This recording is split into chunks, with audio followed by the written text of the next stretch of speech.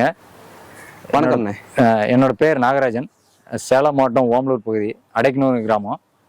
இப்போ நம்ம இருக்கிற இடம் பார்த்தீங்கன்னா ரெட்டிப்பட்டிங்கிற பகுதியில் இருக்கோம். இது வந்து பாலிஹவுஸ் அமைச்சிருக்காங்க. பாலிஹவுஸ்ன்னு பார்த்தோம்னா நிழல் விலை கூடம். இது வந்து கட்டுப்படுத்தப்பட்ட சூழ்நிலையில் வந்து நம்ம காய்கறி பயிர்கள் மற்றும் தோட்டக்கலை பயிர்கள் எல்லாமே பயிரிடலாம். இது பயிர்கள்னு பார்த்தோம்னா வந்துட்டு இதில் வந்து பூச்சி நோய் தாக்குதல் முதல்ல வந்து இது குறைவாக இருக்கும். அதுக்காக தான் இது முதல்ல அமைக்கப்பட்டது. அதே போல் வந்துட்டு ஒரு சில பயிர்கள்லாம் வந்துட்டு தொடர்ந்து ஆண்டு முழுக்க பயிர் செய்ய முடியாது. அந்த ஆண்டு முழுக்க பயிர் செய்யக்கூடிய தன்மை வந்து இந்த பசுமை குடிலில் வந்து அமைக்கலாம். இது வந்து அமைக்கிறதுக்கு வந்து அரசு வந்து மானியமும் உங்களுக்கு கொடுத்துட்டு இருக்காங்க. 50% மானியத்தில் இருக்குது. ஒரு 1000 சதுர மீட்டர் வரைக்கும் நமக்கு மானியம் தராங்க. இதில் வந்துட்டு அரசு வந்து மானியம் போக மீதி வந்துட்டு நம்ம வந்து பேங்க் மூலிமா வந்து லோனாகவும் அப்ளை பண்ணிக்கலாம். அப்போ வந்துட்டு நம்ம என்ன தேவைன்னா நம்ம இடத்துக்கு உண்டான கம்ப்யூட்டர் பட்டா, சிட்டா, அடங்கல் இதை நம்ம கொண்டு போய் கொடுத்துட்டு பேங்க்ல வந்து அப்ரோச் பண்ணும்போது இதை வந்து அமைச்சு தரத்துக்கு வந்துட்டு வந்து ஒரு சில கான்ட்ராக்ட்காரங்கள்லாம் இருக்காங்க. கான்ட்ராக்ட்னா ஒப்பந்ததாரர்கள்லாம் இருக்காங்க. அவங்கள நம்ம தொடர்பு கொள்ளும் போது அவங்க வந்து எஸ்டிமேட் போட்டு கொடுப்பாங்க. ஒரு சதுர மீட்டருக்கு இவ்வளோ செலவாகுது அப்படின்னு சொல்லிட்டு. அந்த செலவுகளை வந்துட்டு நம்ம வந்து எடுத்த உடனே வந்து அவங்க அமைச்சு கொடுத்துட்டு அதுக்கு மேலே கிளைம் பண்ணி நமக்கு அமௌண்ட் வாங்கிக்குவாங்க. இதோட அமைப்புன்னு பார்த்தீங்கன்னா ஒரு 3 வகையான வளைவில் வரும் உங்களுக்கு. எப்படின்னு சொன்னோம்னா ஒரு யூ ஷேப்பில், யூ வந்து எப்படி கமுத்தி போட்டோம்னா வருமோ அந்த மாதிரி வந்து 3 வளைவில் அமைச்சு கொண்டு வருவாங்க. இதில் ஏர் சர்க்குலேஷன் பார்த்தீங்கன்னா ஒன் சைடில் வந்து எந்த சைடில் ஏர் வென்று வந்துட்டு வெளியே போகுது அப்படிங்கிறத பார்த்து அதுக்கு தகுந்த மாதிரி அமைச்சு கொடுப்பாங்க. இது வந்து பார்த்தீங்கன்னா வெறும் மேலே வந்து அந்த பாலித்தீன் ஷீட்டு மட்டும் போடும்போது வந்து பார்த்தீங்கன்னா உங்களுக்கு ஹீட்டு உள்ள வந்து டெம்பரேச்சர் வந்து அதிகமாக இருக்கும். இதை கட்டுப்படுத்தி கொண்டு வரதுக்காக ஃபாகர்னு சொல்லிட்டு ஒன்று அமைக்கிறாங்க. ஃபாகர்னு பார்த்தீங்களா அந்த மேலே இருக்குது பாருங்க. அந்த ஃபாகர் வந்து மலை தூவான் மாதிரி இருக்கும். மலை தூவான் மாதிரி இருக்கிறதுனால வந்துட்டு இங்கே ரொம்ப ஹீட் அதிகமானுச்சுன்னா அது வந்து சென்சார் வச்சு அமைச்சிக்கலாம். இப்போ சென்சார்னு பார்த்தோம்னா ஒரு பயிர் விளையிறதுக்கு தேவையான காலநிலை, அந்த வெப்பநிலைன்னு பார்த்தோம்னா ஒரு 32-35 டிகிரிக்குள்ளே வரும்போது ஒரு பயிர் நல்லா விளைஞ்சி காய் வந்து மகசூல் கொடுக்குது அப்படின்னோம்னா ஒவ்வொரு பயிருக்கும் உண்டான அந்த தட்பவெப்பநிலை இருக்குங்க.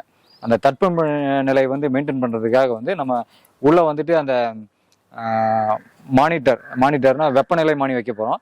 அதில் டெம்பரேச்சர் அதிகமாக போகுதோ இல்லை குறையுது அப்படிங்கும்போது அந்த வெப்பத்தை அதிகமாக போகும்போது அதை வந்து கண்ட்ரோல் பண்ணுறதுக்காக வந்து ஃபாகர் வச்சுருக்கோம். இது வந்து தூவும்போது என்ன பண்ணோம், மண்ணோட ஈரப்பதம் வந்து மெயின்டைன் பண்ணிட்டு அந்த குளிர்ச்சி கொடுக்கும்போது என்ன பண்ணோம்னா இப்போ செடிக்கு வந்து ரொம்ப அதிகமான டெம்பரேச்சர் இருந்தால் செடி வாடிடும். அந்த நீர் வந்து ஆவியாகும் தன்மை இருக்கும். இதை கட்டுக்குள்ளே கொண்டு வரதுக்கு அந்த ஃபாகர் பயன்படுத்துகிறோம். ஃபாகர் பயன்படுத்தி கொண்டு வரும்போது என்ன பண்ணோம், செடியோட வளர்ச்சி நல்லா இருக்கும். பனி தூவுற மாதிரி தூவும். அப்போ வந்து செடியோட வளர்ச்சி நல்லா இருக்கும். இதில் முதல்ல பார்த்தோம்னா தக்காளி இதில் பயிர் பண்ணிருக்கோம். தக்காளி பயிர்னு பார்த்தோம்னா நம்ம நாற்று விட்டுட்டு ஒரு 30-35 நாளில் வந்துட்டு பயிர் எடுத்து நடவு செய்கிறோம். இது நடவு செய்கிறதுக்கு முன்னாடி வந்து உள்ளே வந்து உழவு செஞ்சிடும். இது வந்து ஒரு பகுதியில் வந்து நம்ம வண்டி டிராக்டரோ இல்லை சின்ன பவர் வீடரோ உள்ள நிலவரத்துக்கு உண்டான ஒரு வழியை ஏற்படுத்தி வச்சுக்கிறோம். அந்த வழியில் நம்ம அதை வந்து உழவு செஞ்சுட்டு நல்லா தொழு உரம் போடுறோம். தொழு உரம் போட்டு நமக்கு தேவையான இயற்கை இடர்பொருட்களான இந்த வேரல்கள்லாம் வராமல் தடுக்கிறதுக்காக வேம்னு சொல்லிட்டு ஒரு உயிரியல் பூஞ்சான கொல்லி இருக்குது. இந்த பூஞ்சான கொல்லிகளை நம்ம வந்து மக்கிய தொழு உரத்தோட கலந்துட்டு விதைச்சிடுறோம். அதே போல் நம்ம ட்ரைகோடர்மா விரிடி இதுவும் வந்து இது நம்ம தொழு உரத்தோட 50 கிலோ தொழு உரத்தோட 1 கிலோ கலந்துட்டு நம்ம விதைச்சிட்டு உழவு செஞ்சிடறோம். கண்டிப்பாக இது வந்து மக்கின தொழு உரமாக இருக்கணும். உரம்னு பார்த்தோம்னா ரசாயன உரங்களும் இருக்குது, இயற்கை உரங்கள் இருக்குது. இது மக்கின தொழு உரம் அப்படிங்கும்போது அந்த கருமை நிறமாக வரக்கூடிய அந்த மக்கின தொழு உரம் தான் வந்து செடிக்கு உண்டான அந்த வேரோட்டத்தை கொடுக்கறதுக்கும் காற்றோட்டத்தை கொடுத்து வேரோட்டம் நல்லா போனால் மட்டும்தான் செடியோட வளர்ச்சி நல்லாவே இருக்கும். அடுத்ததாக வந்து இது கூட அசோஸ்பைரிலம், பாஸ்பா பாக்டீரியா, ரைசோபியம் இதெல்லாம் மிக்ஸ் பண்ணிவிட்டு அந்த தொழு உரத்தோடைய நம்ம அடியில் விதைச்சிட்டு இது வந்து மல்ச்சிங் ஷீட் போட்டிருக்கோம். இப்போ உழவு செஞ்சோன்னா நம்ம கால் ஓட்டுறோம், இல்லைனா மண்வெட்டியிலே கரை கட்டிக்கிறோம். இது வந்து 1.5 அடி இடைவெளியில் இந்த கரை வந்து 1.5 அடி இடைவெளி இருக்குங்க. 1.5 அடி இடைவெளியில் மல்ச்சிங் ஷீட் வந்து பார்த்திங்கன்னா உங்களுக்கு 2 அடி மல்ச்சிங் ஷீட். இது இந்த மல்ச்சிங் ஷீட் எதுக்காக பயன்படுத்துகிறோம் அப்படின்னு பார்த்தோம்னா களைகளை கட்டுப்படுத்தலாம். இப்போ இதில் வந்து களை வந்து இந்த இடையெல்லாம் முளைச்சிருக்கு பார்த்தீங்களா. இப்போ இந்த களைகளை வந்து இல்லாமல் இந்த இடத்துல வந்து செடிக்கு தேவையான சத்துக்களை செடி நல்லாவே எடுத்துக்கும். இப்போ ஒரு பயிர் நம்ம விளைவிக்கிறோம்னு பார்த்தோம்னா களைகளோட தாக்குதல் மட்டுமே 60-70% வந்து ஒரு செடியோட மகசூலை பாதிக்கும்.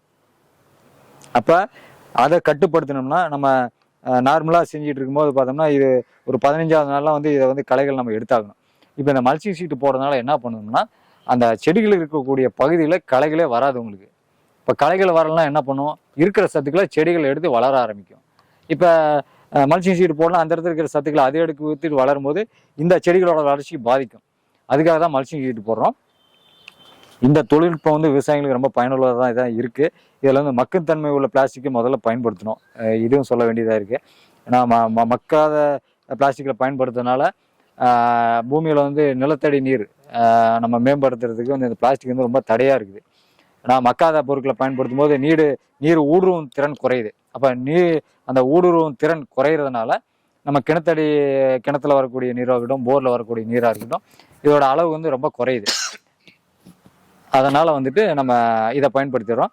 இதை வந்து செடி நமக்கு ஒரு 30-35 நாள் நாற்று வந்துடுது. இது ஒவ்வொரு செடிக்கும் இடைவெளின்னு பார்த்தோம்னா இது வந்து நம்ம 2 அடி வச்சுருக்கோம். இதில் சொட்டு நீர் அமைச்சிருக்கோம். சொட்டு நீர்னு பார்த்தோம்னா 2 அடி இடைவெளியில் வந்து நமக்கு அந்த சொட்டுவான் வந்து 2 அடி இடைவெளியில் இருக்குது. அதனால வந்து நம்ம செடிக்கு செடி 2 அடி இடைவெளி வச்சிரும். காலுக்கு காலுன்னு பார்த்தோம்னா இதுலேயும் 2.5 அடி வச்சுருக்கோம். 2 அடி வச்சுருக்கோம். ஏன்னா போய் வரதுக்கு இடைஞ்சலாக இருக்கக்கூடாதுங்கிறதுக்காக.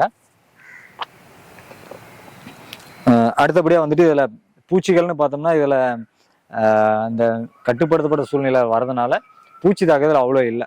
அப்படி வர மாதிரி இருந்தாலும் இயற்கை முறையில் நம்ம பயன்படுத்தும் போது பஞ்சகாவியா தெளிக்கலாம். பஞ்சகாவியா வந்து 1 லிட்டர் தண்ணிக்கு 5-10 மில்லி வரைக்கும் பயன்படுத்தலாம். அந்த ஒரு 15-20 நாளில் பூச்சிகள் தென்பட்டால் மட்டும்தான், இலைப்பேன் வந்தால் அல்லது லீஃப் மைனர் அந்த சின்ன ஒரு புழு மாதிரி கோடு மாதிரி பாம்பு கோடு மாதிரி போடும். இது வந்துச்சுன்னா நம்ம பஞ்சகாவியா தெளிச்சா இதுக்குள்ளே கட்டுக்குள்ளேயே வந்துடும்.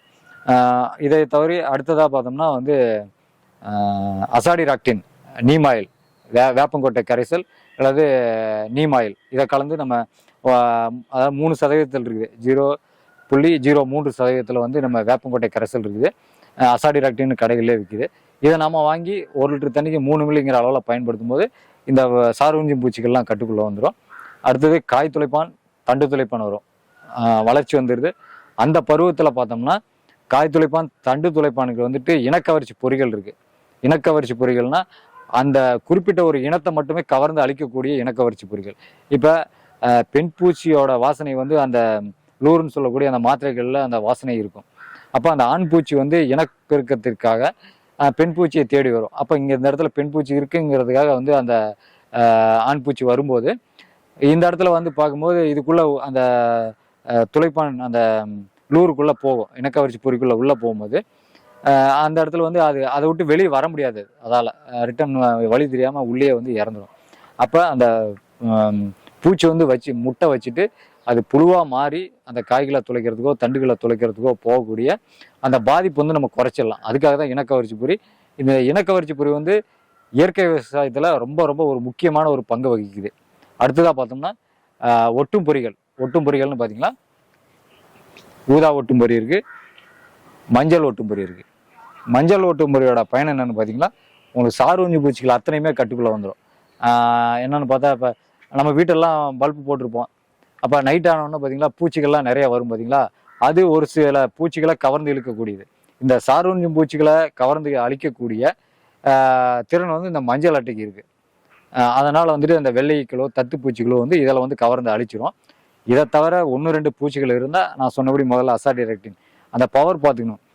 ஆரம்பத்தில் 0.03% தெளிக்கணும். அடுத்தது பார்த்திங்கன்னா இதோட அடுத்த ஸ்டேஜ் போகும்போது 0.15 அதாவது 0.15% தெளிக்கும் போது அடுத்த ஸ்டேஜ். ஏன்னா அந்த பூச்சி வந்து அந்த 3% பவருக்கு வந்து தாங்கி மறுபடியும் எதிர்ப்புத்தன் வாய்ந்து மறுபடியும் வந்து பூச்சி தாக்குதல் வரும். அதை டாமினேட் அதாவது அதை தாண்டி அடுத்த பவர் வந்து பார்த்திங்கன்னா அவங்களுக்கு அந்த 0.15%. அடுத்தது போனோம்னா 5000% இருக்குது. அடுத்தது 10,000. இது தொடர்ந்து போகும்போது இயற்கை முறையில் செய்யும் போது எந்த விதமான பிரச்சனையும் இதில் மோஸ்ட்லி பார்த்திங்கன்னா அதிகப்படியாக இதில் பூச்சி தாக்குதல் வரதில்லை. அப்படியே வந்தாலும் இதை வச்சு நம்ம கட்டுப்படுத்திக்கலாம். இதனால் என்ன பயனுன்னு பார்த்தோம்னா அதாவது ஒரு சில டைமில் தக்காளி ஒரு 100 ரூபாய்க்கு போகுது, ஒரு சில டைமில் 5 ரூபாய்க்கு 10 ரூபாய்க்குங்குது. அப்போ அந்த டைம் பார்த்தா சீசன் டைமில் வந்து தக்காளி அதிகமாக விளைச்சல் வருது. ஓப்பனில் அதாவது திறந்தவெளி பகுதியில் நம்ம வந்து தக்காளி சாகுபடி செய்யும்போது மகசூல் அதிகமாக வரும் அந்த பட்டத்தில். இது என்னன்னு பார்த்தோம்னா, இது ஆண்டு முழுக்க பயிர் செய்யலாம். மழை இருந்தாலும் பிரச்சனை இல்லை, வெயில் இருந்தாலும் பிரச்சனை இல்லை, அதுக்குண்டான சூழ்நிலை இங்கே அமைஞ்சிரும். அப்போ அமையறதுனால வந்துட்டு அந்த 100 ரூபான்னு தக்காளி விலை விற்கும் போதும் நம்ம இந்த பசுமை கூடலில் அமைக்கிறதுனால அந்த டைம்லேயும் மகசூல் எடுத்துடலாம். இப்போ இது அமைக்கிறதுக்கு செலவு அதிகபட்சமாக ஆகுதுனாலும் அந்த ஒரு 4-5 கிராப்லேயே அந்த அமௌண்ட் எடுத்துடலாம். ஆனால் அது வந்து அந்த தொழில்நுட்பங்கிறது ரொம்ப முக்கியம். தொழில்நுட்பங்கிறதுனா அதான் ஒரு பிளான் பண்ணி செய்கிறோம் பார்த்தீங்களா, இது ரொம்ப முக்கியம். இதை வந்து நம்ம தோட்டக்கலைத்துறையில் அணுகிட்டு நமக்கு அவங்க கேட்கக்கூடிய அந்த ஆவணங்கள்லாம் கொடுத்தோம்னா பதிவு செஞ்சோம்னா இதை ரெடி பண்ணிக்கலாம். அடுத்தபடியாக பார்த்தோம்னா இதில் வந்துட்டு மேலே வந்து ஸ்க்ரீன் கொடுத்துருக்காங்க. இது என்னன்னா, அந்த பனி அதிகமாக பெய்யும் பொழுது அந்த ஸ்க்ரீனை நம்ம இழுத்து விட்டுறலாம். இழுத்து விட்டோம்னா வந்துட்டு அந்த பனியோட தாக்குதல் வந்து அதில் குறைஞ்சிரும். உங்களுக்கு மேலே அந்த பாருங்கள் ஸ்ட்ரெயிட்டாக வந்து கம்பி போட்டு கட்டியிருப்பாங்க, அது இழுத்து விடுறதுக்காகவே இருக்குது. இதில் என்னென்ன பயிர்கள் மற்ற பயிர்கள் செய்யலான்னு பார்த்தோம்னா, குடை மிளகாய் செய்யலாம், கேப்சிகம் குடை மிளகாய் செய்யலாம், வெள்ளையெல்லாம் வந்து வெளிநாட்டுக்கு எக்ஸ்போர்ட் பண்ணுற அளவில் இப்போல்லாம் நிறையா தொழில்நுட்பம்லாம் வந்துருச்சு. வெள்ளரி செய்யலாம், குடை மிளகாய், கத்திரி செய்யலாம், கீரைகள் விதைக்கலாம், இந்த மாதிரி நிறைய காய்கறி பயிர்கள் செய்யலாம். இப்போ அந்த சைடில் பார்த்தீங்கன்னா உங்களுக்கு காலிஃப்ளவர் போட்டிருக்காங்க. அந்த மாதிரி வந்து எல்லா பயிர்களுமே செய்யலாம். இதோட பயன் வந்து கொஞ்சம் நிறைய விவசாயிகள் வந்து தெரியல, சென்று அடையல. கண்டிப்பாக எதிர்காலத்தில் இந்த அமைப்பு வந்து தேவைப்படும். ஏன்னா இப்போ திடீர்னு பார்த்தீங்கன்னா மழை எந்த டைமில் வருதுன்னே தெரியல. இப்போ எங்கள் பகுதியெல்லாம் பார்த்தோம்னா தோட்டத்தில் வந்து தக்காளி கத்திரிலாம் பயிர் செஞ்சிருந்தோம், மழை வந்து பாதிச்சிச்சு, எல்லாம் டோட்டலாக அழிஞ்சிடுச்சு. இப்போ இந்த மாதிரி வந்து கவர்மெண்ட் மானியமும் தராங்க, அதை நம்ம கட்டிட்டு வரதுக்கு உண்டான லோனும் நமக்கு அரேஞ்ச் பண்ணி கொடுத்துட்றாங்க. அதனால் வந்து இதை பயன்படுத்தலாம்னு வச்சுங்களேன். அப்போ அந்த விவசாயிகளுக்கு பாதிப்பு குறையுது. நம்ம நினச்ச நேரத்துக்கு நம்ம நினச்ச பயிர்களை வந்து சாகுபடி செய்யலாம். அதுதான் இதோட மெயினான ஒரு முக்கியமான ஒரு நோக்கம். அடுத்தது விளக்குப்பொறின்னு பார்த்தீங்களா, நம்ம மாலை நேரம் ஒரு 6 மணிக்கு வந்துட்டு இந்த விளக்குப்பொறி வந்து எரிய ஆரம்பிக்கும். எரிஞ்சுன்னா ஒரு 9 மணிக்குள்ள ஆஃப் ஆகிடும்.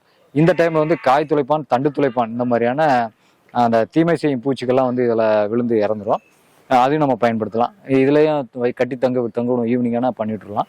அந்த மாதிரி பண்ணிடலாம். இது தக்காளி செடி வளரும் போது மேலே இருக்கக்கூடிய கோயின்களை கீழே எடுத்து கட்டும்போது இது வந்து கொடி வகை ரகமான தக்காளி, அதனால் இதை கொண்டு போகும்போது காய்கள் வந்து இது பறிக்கிறதுக்கும் ஈஸியாக இருக்கும். நமக்கு ஒரு கிரேட் எடுத்துகிட்டு வந்தோம்னா உள்ளே வச்சு அப்படியே பறித்து அப்படியே எடுத்துகிட்டு போகலாம். அந்த மாதிரி அமைப்பும் இதில் இருக்குது. விவசாயிகள் வந்து இந்த தொழில்நுட்பங்களை தெரிஞ்சுட்டு, அதாவது நம்மளால் செய்ய முடியும்னு சொன்னால் மட்டும் இந்த தொழில்நுட்பத்தை பயன்படுத்தலாம். இல்லைன்னா நீங்கள் இதுக்குண்டான பயிற்சி நிறைய வேளாண் அறிவியல் மையங்களில் நடக்குது. அங்கே போய் தொடர்பு கொண்டு தோட்டக்கலைத்துறை அதிகாரிகளை தொடர்பு கொண்டு பயிற்சி பெற்றுட்டு செய்யுங்க. ஏன்னா எடுத்தோன்னா நான் இவ்வளோ இன்வெஸ்ட்மெண்ட் பண்ணிவிட்டு நான் செய்ய போகிறேன்னு சொல்லி அந்த மாதிரியான ஒரு முடிவில் இறங்க வேண்டாம்.